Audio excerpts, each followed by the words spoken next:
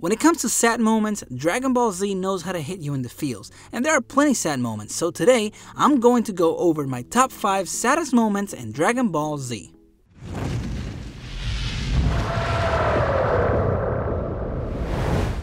Hey, how's it going? My name is Raph and welcome to Dragon Ball Code. Today we're going to talk about my top 5 saddest moments in Dragon Ball Z. And there are many, but these are just the ones that I find the saddest.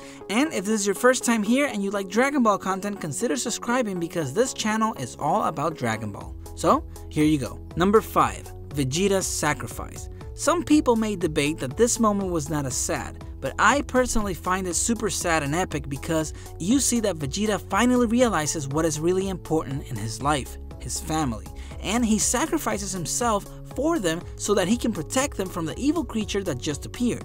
He even knows that he will probably lose his body in the afterlife because he wasn't the best person in the past, but he goes on with it anyways, and he doesn't worry about his pride or anything else. All he thinks about is his family, and then after he dies we see him turning into dust and we find out that he didn't do anything to Majin Buu. Majin Buu is still alive while Vegeta is lost in the wind. Number 4. Android 16's death. Here's a super sad scene of a character that died and never came back, and this is what makes the scene so sad. After Android 16 became good and had so much potential, he was destroyed. Mr. Satan throws Android 16's head close to Gohan so that he can speak to him and motivate him to beat Cell. The problem is that Cell isn't having any of it and he gets tired of hearing Android 16 talk, he walks towards him and he crushes him. Now, the android that was once evil and had turned good and started to love nature was destroyed permanently. This affected Gohan so much because he cared for him that he was able to push himself and turn into a Super Saiyan 2. He has tears coming out of his eyes that are blown away with his energy. You can see the pain Gohan is going through and that he's had enough. Number 3. Goku gives bad news to everyone. This was another scene that was hard to watch. I don't know what it is, but there's something about how they animated the scene that makes you feel what they're feeling. At this moment, Vegeta had died and everyone thought that Gohan was dead as well. Goku had the responsibility to tell everyone what happened, and you can see everyone together and Goku giving them the bad news. Chi-Chi is in total shock for a moment and she faints, and Videl is in disbelief. Bulma just stands there until she can't hold it anymore and she lets everything out. She is destroyed. It's one of those scenes that every time I watch, it feels like I'm watching it for the first time. Number 2. Vegeta's death. This scene happened on Namek. As Goku was being healed, Vegeta went up to fight Frieza.